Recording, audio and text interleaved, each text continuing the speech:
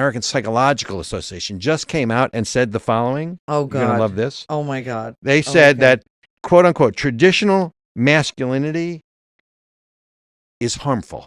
What? Harmful? Harmful. But understand where this comes from. First of all, the concept of toxic masculinity, folks, look up toxic. The word means poison.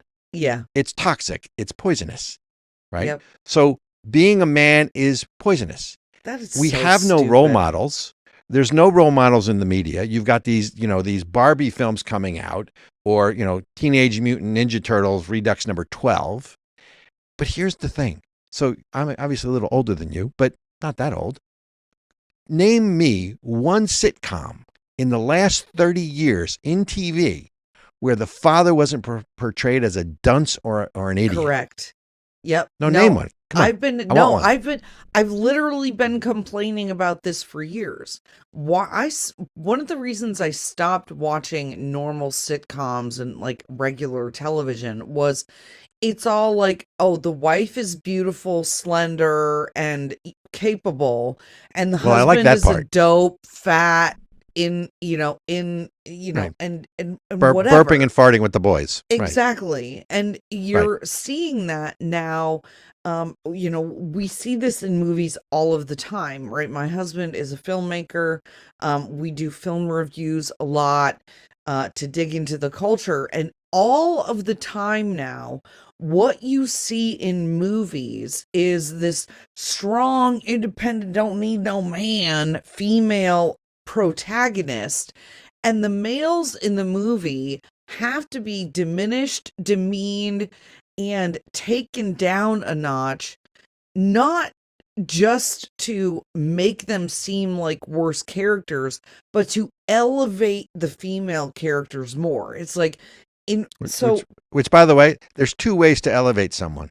And I've always said this. Yeah. You can either do the hard work and elevate yourself above the rest of the people, or you can stay where you are and push everyone else down. Yes. And that's really the concept here.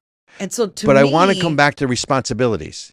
To me, because hold on, I just want to say this. To me, what we really have a problem with right now in this culture is toxic femininity. It is toxic feminism that is destroying men and women. But okay, I just had to get that out. Go ahead. No, I don't. I don't disagree. I think the issue really is, once upon a time, and look, in all candor, I am, the last of the, misogynistic, men in the world, because I'm a guy's guy and I'm a man, and and yes, I am chivalrous and I hold doors for women, not because, and by the way, I'm not polite to women because I have to be.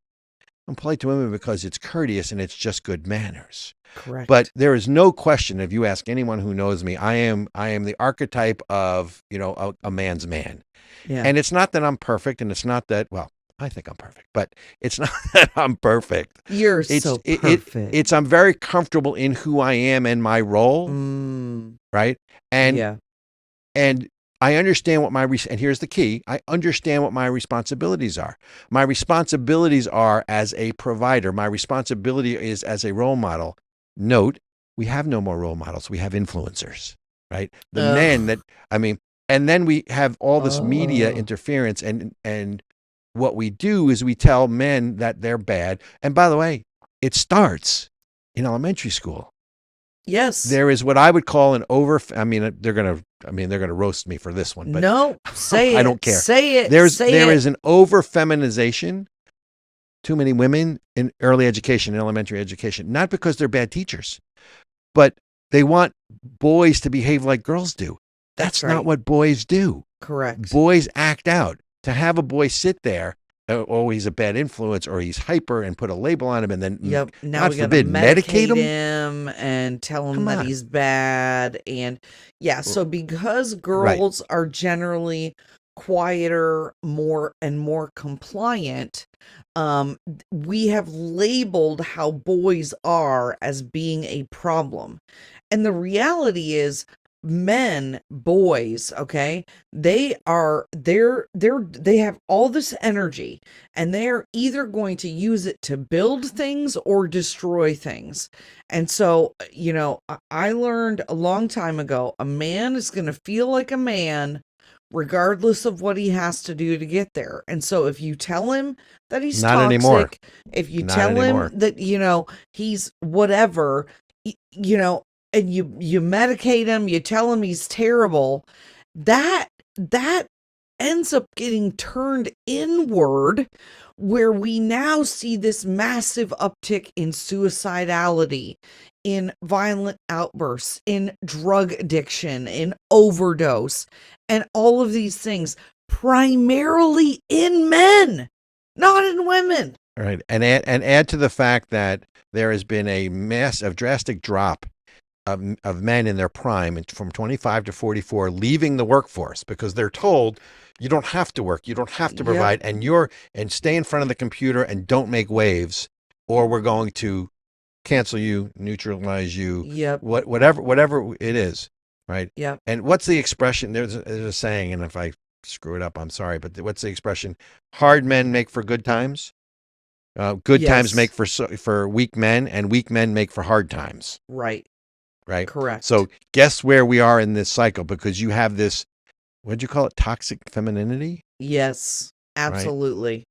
Right? By the way, did you know how bad Go ahead. No, we're in the weak men make hard times.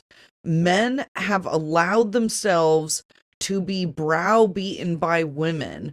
We're out there telling them the lies, right? We're spreading the lies that there's this gender pay gap, which has been disproven over and over again. So now men aren't the providers anymore. We tell them they have no role and no say. Men aren't anything anymore. Procreation. So you're not allowed to decide whether or not you have babies.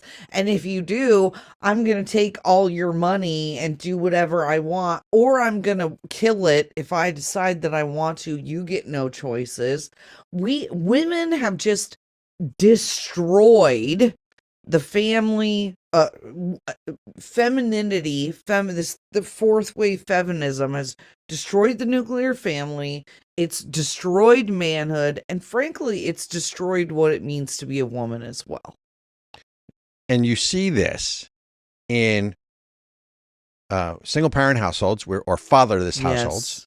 You see this with men not knowing do I do this? Do I not do this? I mean, look, we learned early on as men, men were supposed to be the ones asking the women out. And if women wanted to ask me out, that's fine too. But we had to deal with rejection. That was sort of part and parcel of this. But look at it this way. So you don't need a man to support yourself. You don't need a man to have a baby. Hell, you don't even need a man to have your own orgasm, right? I'm a woman. I'm responsible for my own orgasm.